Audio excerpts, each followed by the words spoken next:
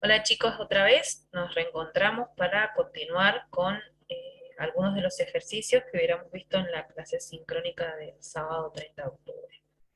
Ahora vamos a ver sistema digestivo.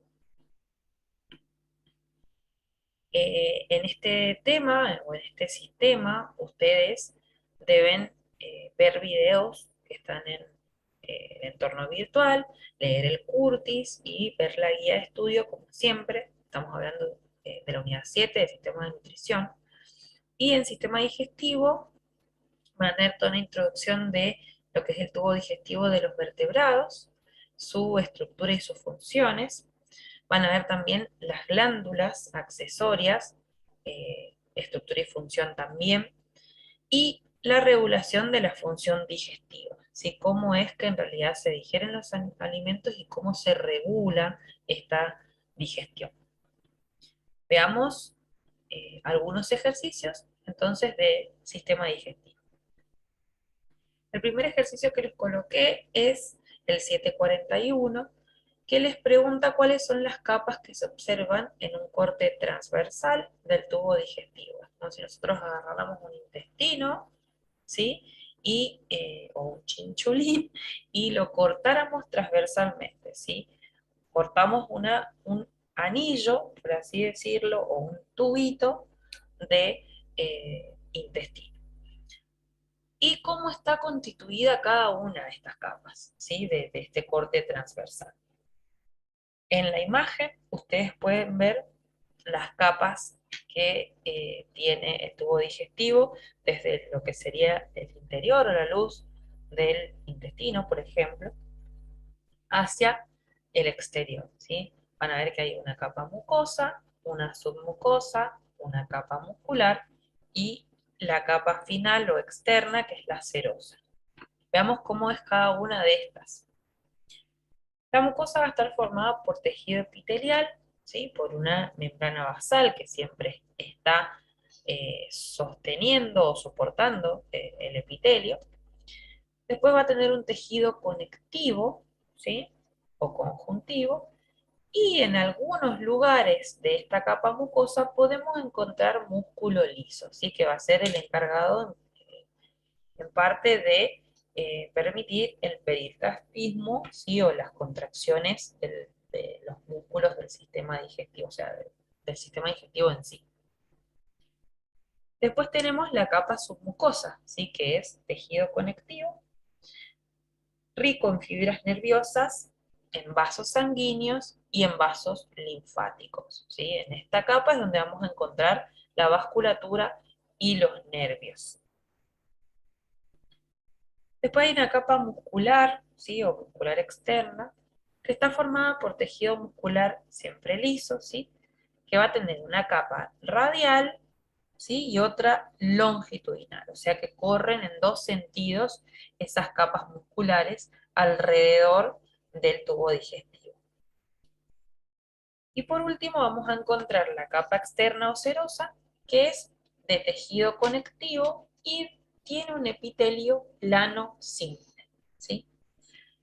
Este ejercicio lo puse en parte porque había surgido una duda en el foro de consultas, que decía, ¿la serosa del tubo digestivo es epitelio escamoso estratificado o epitelio escamoso simple? Primero que nada, recordar que la serosa no es simplemente un epitelio, sino que es rica en tejido conectivo. Y el epitelio que vamos a encontrar es plano simple, ¿sí? No es ni escamoso estratificado ni escamoso simple, ¿sí? Sino que es plano simple. Esta aclaración, de todas maneras, ustedes la tienen en el entorno virtual cuando se trata este tema, ¿sí? Y también lo tienen aclarado en la guía, porque si ustedes leen el Curtis van a encontrar que es un epitelio, creo que era escamoso estratificado, ahora no recuerdo bien, pero que es incorrecto, ¿sí? Ustedes recuerden que el epitelio que encontramos en la serosa es plano simple. Bien, aclarado esto, pasamos al siguiente ejercicio, que es el 744, donde tenemos el dibujo de un estómago, ¿sí? Y debemos localizar el píloro y el cardias. ¿Qué función tienen estas estructuras? Bueno, primero que nada, saber que el píloro y el cardia son esfínteres que están formados por músculo, que va a permitir justamente que tengan esta función de esfínter y eviten que se pierdan los contenidos, ¿sí?, de, el estómago.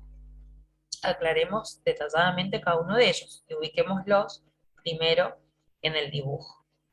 Si los ubicamos, vamos a ver que el cardias está en la parte superior del estómago o al inicio del estómago y el píloro en la parte inferior o al final del estómago.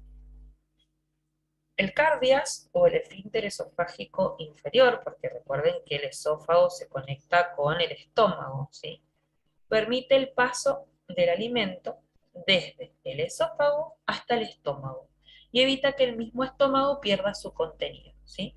Evita que se pierda el contenido del estómago, que puede ser jugo gástrico cuando el estómago está vacío, por así decirlo, o sea, no estamos comiendo, o puede ser jugo gástrico mezclado con alimentos si estamos en ese momento digiriendo la comida, ¿sí? Lo que nosotros llevamos a comer. Eh, Sabemos que, bueno, el cardias también puede llegar a permitir la salida del contenido del estómago cuando estamos con náuseas y se produce el vómito, ¿sí?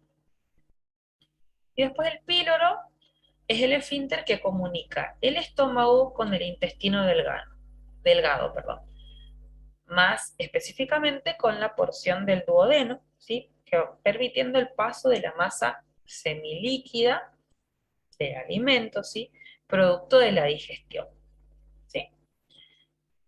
Bien, este ejercicio dentro de todo era sencillo. El siguiente ejercicio es el 745, que tiene tres preguntas. La A dice: ¿qué diferencia existe entre las vellosidades y las microvellosidades? Vamos a ir respondiendo las preguntas con ayuda de la imagen que les coloqué en esta diapositiva.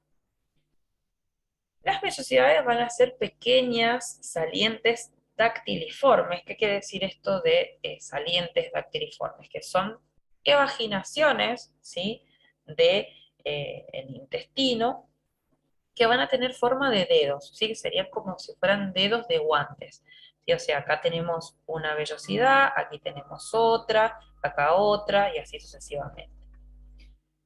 Van a estar vascularizadas, si ustedes se fijan, tenemos capilares, tanto sanguíneos, ¿sí?, como linfáticos o vasos quilíferos, y las vellosidades van a estar en las paredes del intestino delgado, ¿sí?, donde se va a producir la absorción. Esto es, digamos, si lo queremos ubicar en una escala, mucho más grande que una microvellosidad, ¿sí? Porque la microvellosidad son evaginaciones también, o salientes dactiliformes o digitiformes de la membrana apical de las células del epitelio intestinal.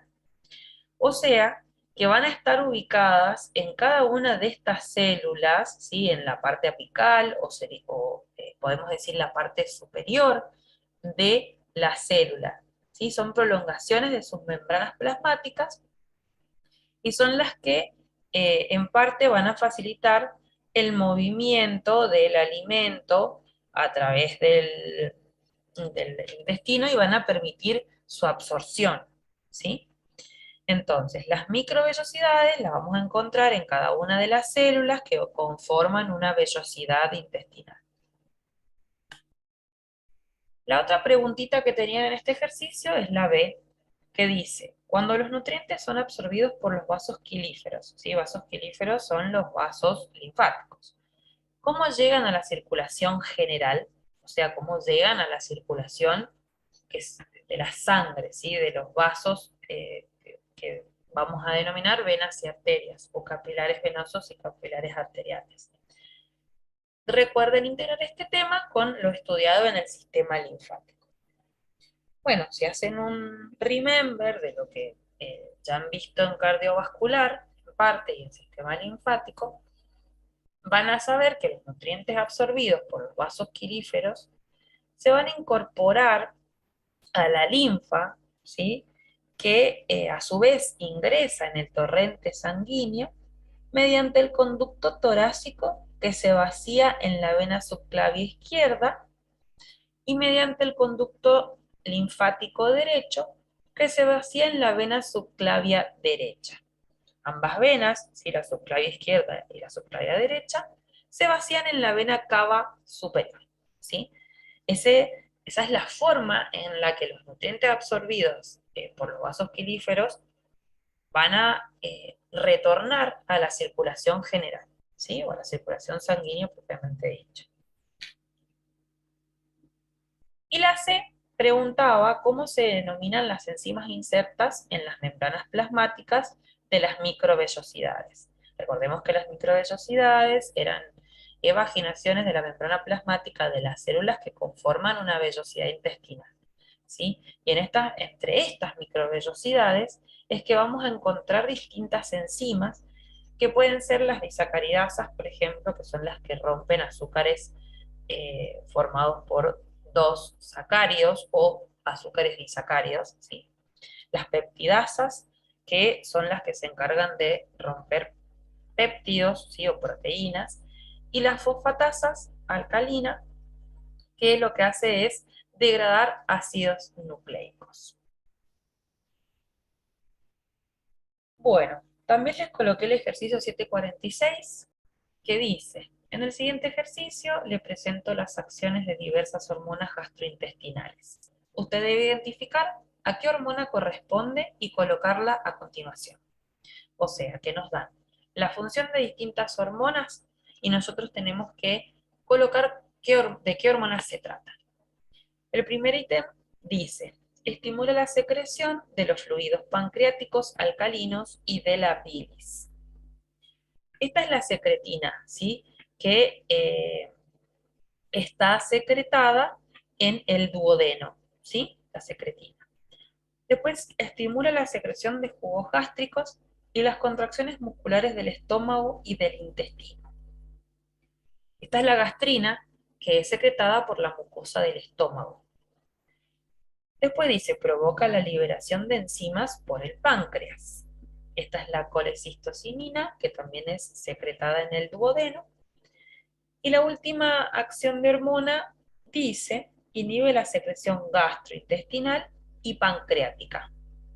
Esta es la somatostatina, que está secretada mayormente por el páncreas, pero también la podemos encontrar secretada en el estómago y en el duodeno. El siguiente ejercicio que coloqué es el 748, que pide que se respondan las siguientes preguntas. En el ítem A, pregunta, ¿qué función tiene la enzima activa tripsina y cómo se activa el tripsinógeno? Y B, ¿por qué se dice que la tripsina desencadena una reacción en cadena autocatalítica? Vayamos por partes, respondamos el ítem A, que lo primero que nos preguntaba era ¿qué función tiene la enzima activa tripsina? Bueno, sabemos que la tripsina es una enzima que tiene que ser activada, ¿sí? Para funcionar, como la mayoría de las enzimas, ¿sí? Y que tiene un precursor, que es el tripsinógeno, ¿sí? La tripsina activa va a convertir los quimiotripsinógenos, ¿sí? En enzimas activas. ¿Por qué dice quimiotripsinógenos? Un ejemplo puede ser también la quimiotripsina, porque son los precursores de las enzimas que van a activarse, ¿sí? Entonces la tripsina es como la activadora de otras enzimas digestivas, ¿sí? Y también va a activar justamente, por eso decía que activaba distintas enzimas, a la carboxipeptidasa y a las lipasas, ¿sí? Entre muchas otras enzimas que es capaz de activar la tripsina activa, ¿sí? La tripsina, si no está activada, no es capaz a su vez de activar otras enzimas. Esto parece como un trabalenguas, pero bueno, cuando ustedes miren los videos, lean bien el libro y repasen este video, van a comprender de lo que les estoy hablando. Después preguntaba cómo se activa el tripsinógeno. El tripsinógeno se activa en el duodeno, ¿sí? En el intestino delgado, ante la presencia de la enzima enteroquinasa de las células de la mucosa del intestino delgado. ¿Sí? Bien. La parte B preguntaba, ¿por qué se dice que la tripsina desencadena una reacción en cadena autocatalítica? Esto sucede porque la tripsina también puede activar el tripsinógeno, ¿sí? Su propio precursor, y producir, perdón, a sí misma más tripsina activada, ¿sí? Entonces, por eso se dice que puede tener una reacción en cadena autocatalítica. Bien, otro ejercicio es el 750, en donde tenemos que unir con flechas o emparejar la lista de enzimas con la lista de sustratos, ¿sí? O sea, cada enzima con su propio sustrato. A la izquierda tenemos las enzimas, a la derecha tenemos los sustratos. Comencemos a emparejar. Las ribonucleasas van a degradar o tienen como sustrato al ARN. La lactasa es fácil, ¿sí? Tiene como sustrato a la lactosa, la pepsina a las proteínas, la fosfatasa, que es la fosfatasa parte alcalina, a los nucleótidos, la aminopeptidasa a los polipéptidos, ¿sí? La aminopeptidasa actúa después de que actúa la pepsina, ¿sí? La pepsina rompe las proteínas, que son polipéptidos ensamblados con una estructura espacial, y es capaz de romperlos en polipéptidos. Y es ahí donde la aminopeptidasa después actúa más abajo en el tubo digestivo y puede romper esos polipéptidos, ¿sí? Directamente en péptidos o en aminoácidos. Después la sacarasa actúa sobre la sacarosa, la lipasa prácticamente como su nombre lo dice sobre las grasas, y las desoxirribonucleasas sobre el ADN. Repasen todas estas enzimas con sus sustratos, ¿sí? Y es importante también que sepan dónde se secretan y dónde actúan. Otro ejercicio que coloqué es el 751, donde hay que indicar qué estructuras se ven en este esquema. A simple vista vemos que está el hígado, la vesícula biliar, el estómago y el intestino delgado, además del páncreas, bien clarito por detrás. Entonces comencemos a colocar el nombre de estas estructuras. Primero que vemos es el hígado, ¿sí? Que ya vamos a ver cuáles son sus funciones en otro ejercicio. Después vemos conductos hepáticos, y son conductos que salen del hígado y se terminan conectando en parte con la vesícula biliar y en parte con el duodeno, ¿sí? O con el intestino delgado. Después vemos los conductos císticos, que en realidad son los que conectan la vesícula biliar con estos conductos hepáticos, ¿sí?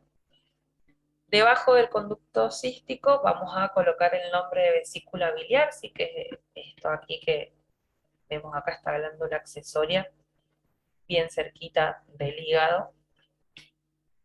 Después vemos el estómago, posteriormente vemos el duodeno, ¿sí? Sabemos que en el estómago se produce la digestión, digamos, más fuerte de los nutrientes, y en el duodeno es donde se va a comenzar a absorber esa gran cantidad de nutrientes que vamos a adquirir de los alimentos ingeridos.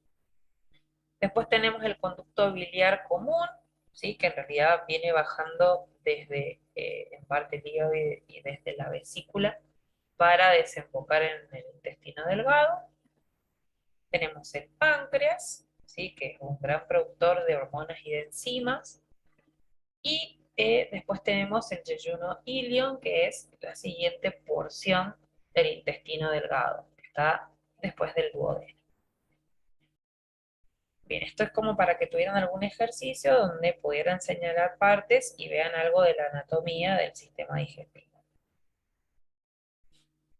Bien, uno de los últimos ejercicios es el 753, que es un esquema en donde debemos colocar el nombre de las lipoproteínas correspondientes.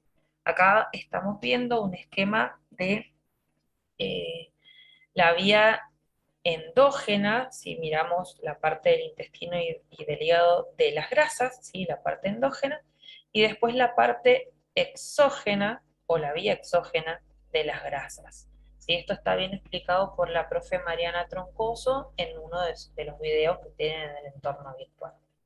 Nosotros aquí tenemos que colocar el nombre de las lipoproteínas correspondientes en cada uno de los pasos de estas vías. ¿Sí? Bien sabemos que en el intestino se produce la absorción de los nutrientes. Y si estamos hablando de lipoproteínas, estamos hablando de la absorción de las grasas, ¿sí? O de los ácidos grasos. Eh, Esto va a suceder justamente en el intestino y van a ser absorbidos por los vasos linfáticos, ¿sí? Recuerden que los vasos linfáticos son los que van a transportar las grasas en el organismo. Y si queremos ser específicos, podemos decir que en el intestino los vasos pilíferos son los que van a absorber las grasas. Las grasas van a ser empaquetadas en kilomicrones, ¿sí? Que son lipoproteínas de una densidad muy bajita, ¿sí? Pero que tienen un gran contenido de grasas. Si ustedes escuchan el video de Mariana, Mariana les cuenta que las lipoproteínas, mientras más cantidad de grasas tengan, menor densidad tienen, ¿sí? Ya se van a ir transformando, van a ir perdiendo grasas y van a ir ganando densidad. Los kilomicrones, todavía en la vía que les mencioné recién, sí que incluye el intestino y el hígado, circula por los vasos linfáticos y gracias a la lipoproteína lipasa se va a convertir en kilomicrones remanentes, ¿sí? Que siguen teniendo una gran cantidad de grasas, pero menor que la de los kilomicrones, ¿sí? Van ganando densidad. En el hígado se pueden convertir en las lipoproteínas de muy baja densidad, que pueden seguir circulando por vasos linfáticos y que se pueden convertir a su vez en lipoproteínas de densidad intermedia. Estas lipoproteínas de densidad intermedia pueden volver al hígado y pueden ser después convertidas en otras lipoproteínas que ya vamos a ver cuáles son.